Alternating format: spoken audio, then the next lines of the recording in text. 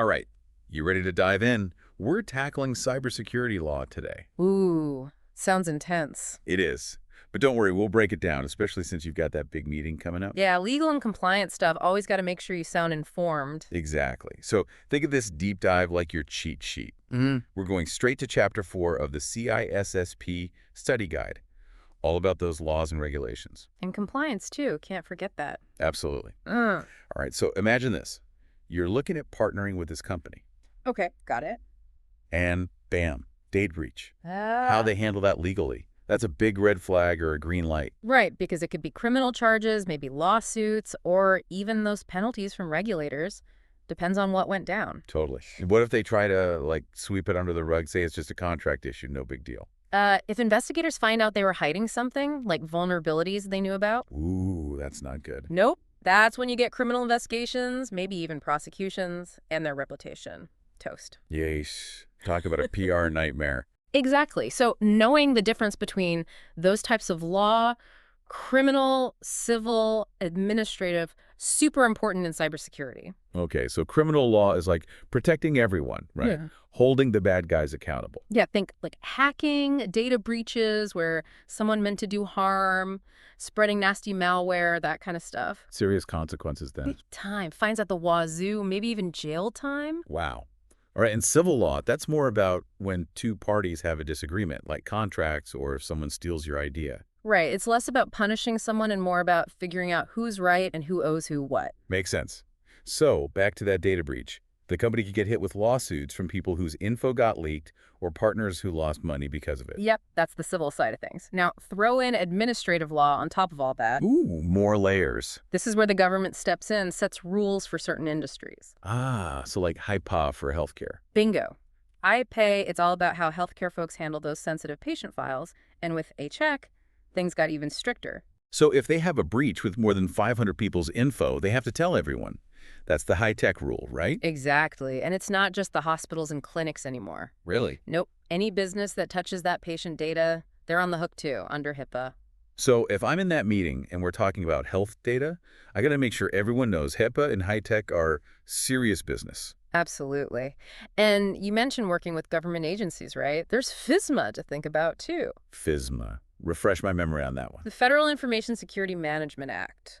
Big one. It basically says the feds and anyone working with them, they have to have strong cybersecurity programs. Got it. To protect all that sensitive government stuff. Yep. And keep those systems running smoothly. So if that partnership involves government data, FISMA compliance is non-negotiable. Got to be asking about their risk assessments, all their security controls, what they do if something happens. Sounds like a lot to cover. It is. Security's a big deal these days. What about the Electronic Communications Privacy Act? Do you remember that one from the study guide? ECPA, yeah, vaguely. It seemed like it covered a lot of ground. It's interesting. Started with wiretapping, but now it's like email, voicemail, even calls on your cell phone. Wow, so it basically says the government can't just listen in on your conversations whenever they want. Exactly. It's about protecting your privacy, even in this digital age. Okay, that makes sense. And when we start talking global, things get even more complicated with all the different privacy laws, right? Yeah, I bet. Like the EU's GDPR, that's their big one, the General Data Protection Regulation. Yeah, I remember hearing that's a lot stricter than what we have in the U.S. It is, and it applies to any company that handles data from people in the EU, no matter where that company's based. So even if we're over here, we still have to follow their rules. If you're dealing with EU residents' data, Yeah. and there's this thing called the right to be forgotten under GDPR. Right to be forgotten. Yeah, sounds intense. It is. People can actually ask companies to delete their data in certain situations. Wow, that's a lot of power for individuals. And didn't something happen with Privacy Shield? I remember that being a big deal for data transfers. Yeah, a European court said it wasn't good enough anymore, so now companies have to use these things called standard contractual clauses or SCCs or sometimes binding corporate rules, BCRs. It's a whole thing. Ugh, sounds like a legal headache. Keeping up with global privacy is definitely a challenge, especially for companies that work all over the world. All right, so we've covered different kinds of law, HIPAA, GDPR, FISMA, and ECPA. Anything else I should know? Oh, we've only just scratched the surface. Yeah. Let's talk about protecting the heart of many businesses. Intellectual property. Right. Intellectual property, that's like creative stuff, inventions, secret formulas, right? You got it. We're talking about copyright, trademark, patents and trade secrets. Okay, so copyright protects all those creative works, like marketing campaigns or new product designs. Exactly. It gives you the right to say how your work is used, so no one can just copy or share it without asking. Makes sense. And trademarks, that's all about protecting your brand, right? Like logos, slogans, names. Right, again, trademarks prevent other companies from using something too similar that would confuse customers. Okay, so I need to be careful in that meeting if someone suggests something that sounds like a competitor's product. Absolutely. And then there are patents for inventions and new technologies. So if our company invents a new software, we can get a patent for it. You could, but the study guide mentions some controversy around software patents. What kind of controversy? Some people argue they actually stifle innovation, especially because technology moves so fast. Interesting point. Okay, what about trade secrets? Those are the super secret things companies protect fiercely. Think Coca-Cola's formula or KFC's secret spices, stuff like that. So unlike patents, you don't officially register them. It's all about keeping them hidden. Yep. Strong internal controls, those confidentiality agreements you see people sign, and if someone spills the beans, lawsuit time. Wow, serious stuff. And if someone tries to steal trade secrets to help another country, that's even worse, right? Yeah, that's where the Economic Espionage Act comes in. Big penalties for that. Yikes. All right, noted. So in that meeting, I need to be mindful of what I say and not accidentally give away any company secrets. Good thinking. You don't want to jeopardize anything. Now let's talk about something we've all done, clicking agree on those super long software licenses without actually reading them. Oh, totally guilty of that. But it's not just about blindly accepting terms and conditions, is it? Nope. Software licensing matters. You're agreeing to how you can use that software, what your rights are. So there are different types of licenses. Yeah, like a perpetual license, you buy it once and it's yours forever. Or a subscription, you pay every month or year. Makes sense. And what about open source software? That's the free stuff, right? It is free, but usually comes with conditions. Like if you make changes to the code, you might have to share those changes. So it's not completely free reign. Nope. And those licenses are enforced. There are groups that make sure people play by the rules. Okay, so it's not just an empty threat. So in my meeting, if we're talking software, I need to know what kind of license we're getting. Perpetual, subscription, open source. Exactly. It can impact your budget, how flexible you are, even legal risks down the line. All right, we've covered a ton. Different laws, APA, GDPR, intellectual property, software licensing. Feeling a bit overwhelmed, not gonna lie. It's a lot to take in, but don't worry. In part 2, we'll talk about how to actually use all this knowledge in your meeting. Okay, that's what I need, practical tips. You got it. Get ready to walk into that meeting with confidence. I'm ready. Bring on part 2. All right, back again. I feel like a cybersecurity law pro after part 1. Good, you should. Now let's see how you can actually use all this. Right, because we talked about that data breach, but how do I use, like, KIPA or GDPR in my meeting? What do I say? Okay, so say you're talking about using a cloud service, right?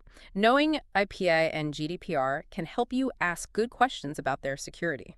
Like where they keep the data and if they're following the rules. Exactly. Instead of just nodding along, you can ask, do you have like certifications or something to prove you're HIPAA and GDPR compliant? Ooh, I like that. It makes me sound like I know what I'm talking about. It does, and it shows you're not just looking at the cool features, you care about data protection. Okay, smart. And what about those vendor agreements? We talked about security being in the contract, right? Huge. Knowing the law helps you make sure they have strong security, data encryption. What happens if they're at a breach? So it's like protecting my company even when we're working with someone else. Exactly. It's all connected. Now, intellectual property, that's another area where this knowledge is power. Right, because we're developing a new app, so how do I make sure we're protected? Copyright, trademark, patent law, that's your toolkit. Say someone wants to use open source code. Uh-oh. That's where those licenses get tricky, right? Yep, you can ask about compatibility, any restrictions. It's about avoiding those legal headaches down the line. Got it. Protecting what WE create. But also not stealing from others. Exactly. Remember trademarks. If your marketing team comes up with a slogan that sounds like a competitor's. I can speak up and say, hold on, that might be a trademark issue. See, you're getting it. It's about being aware. But how do you keep up with all the changes? The stuff is moving so fast. Right. It's overwhelming. Do I need to, like, subscribe to law journals? Could, But there are easier ways. Good industry blogs, webinars, join some groups focused on cybersecurity law. So always be learning, basically. Yep, it's a continuous process. Now, what about investigations? The study guide talked about that. Yeah, knowing when to call in law enforcement, that seems like a big decision. It is. Sometimes it's the right move, especially for those huge data breaches or attacks on, like, power grids. But calling them too early could make things worse, right? Especially if it's an internal issue. Exactly. Bad PR, reputation damage, no one wants that. You got to weigh the severity, legal stuff, what it'll do to your company's image. Okay, so if we handle it ourselves, what's the most important thing? Write everything down. What happened, the steps you took, any proof you find. That way, if someone asks later, you've got it. Like a cybersecurity paper trail. Exactly. Shows you were on top of it. And if you do involve law enforcement, And then, cooperate fully. Give them accurate info, access to your systems, be transparent about your internal investigation. so don't try to hide anything. That'll just make it worse. Right. And honestly, the best approach is prevention. Strong security controls, regular checks for weaknesses, train your employees. So build a culture where everyone cares about security. Yep, that's the goal. Yeah. Speaking of which, let's talk privacy. It's not just about data breaches, it's about respecting people's information. Yeah, privacy is a big deal these days. How do I apply all this law stuff to that? Let's say you're looking at a new customer database. Knowing IPIPA, GDPR, those help you ask the right questions. Like, how do they make sure they're following the law? What about people requesting their own data? Exactly. What steps do you take to protect against unauthorized access? You're showing you care about privacy. Makes sense. And it's not just external systems, right? We have to follow the rules inside the company, too. Yep. Employee monitoring, how long you keep data, getting consent before collecting anything. So if someone suggests collecting more customer data, I can bring up transparency and consent. You got it. Privacy by design. Okay, we've covered a lot. Investigations, privacy, managing risk. But what about compliance? Ugh, yes, compliance. So many rules and standards, it's like a maze. It can be. First step, figure out which rules apply to your organization. Depends on your industry, data, and where you are. So IPA for health info, PCI DSS for credit cards, that kind of thing. Right. Then you build a compliance program, policies, procedures, security controls, regular audits, training for everyone. Sounds like a full-time job. It's ongoing, Yeah. but essential. Minimizes risk, protects your reputation, builds trust. And you said documentation is important here too, right? Absolutely. Proves you're taking it seriously, Yeah. shows you know the rules, implemented controls, or checking everything regularly. So if we get audited, we can prove we did our homework. Exactly. Due diligence, that's the key. Okay, last but not least, contracting and procurement. Remember we touched on that. Yeah, that's where we're using other companies' services, right? Like cloud providers. Yep, and security has to be part of those contracts from the very beginning. So I shouldn't just take their word for it when they say they have a secure data center. Nope, ask for proof. Certifications, encryption details, how they test their incident response. Got it. Trust but verify. And the contracts themselves, anything specific I should watch out for? Make sure it's clear who owns the data, who can access it, what happens if there's a breach, who's liable. So we're protected even when our data is with someone else. Exactly. Due diligence, risk management, informed decisions. You're getting it. This has been so helpful. I feel like I can actually contribute in this meeting now. That's what we want. Now, in part 3, we'll step back and look at the big picture of cybersecurity law, what challenges and opportunities are out there. Wow. I'm really feeling ready for this meeting now after all this talk about legal stuff and compliance. That's great. But remember, we've just scratched the surface, this cybersecurity law world. It never stops changing. Right. It's like, how do you even keep up? What are the biggest challenges? Well, technology changes so fast. What's secured today might be full of holes tomorrow. So it's not just learning the laws once. It's constant, right? Yep, you got to be adaptable. It's not just reacting, it's thinking ahead, building security into everything from the start. Okay, that sounds daunting. How do companies even start doing that? Culture change. Everyone, from the CEO down, needs to get it. Security and the law, it's everyone's job. Not just the IT folks anymore. Nope, everyone handles data in some way these days. Training, that's key. Keep people up to date on threats, best practices, all that. So they can spot problems before they get big. Exactly. And cybersecurity law, it's bigger than just data. It's about privacy, the economy, even national security. Wow, that's serious, huh? It is. Making sure technology is used ethically, responsibly, holding people accountable. As tech gets more ingrained in our lives, this stuff only gets more important. Okay, so as we wrap up, what are the big things I should remember for my meeting?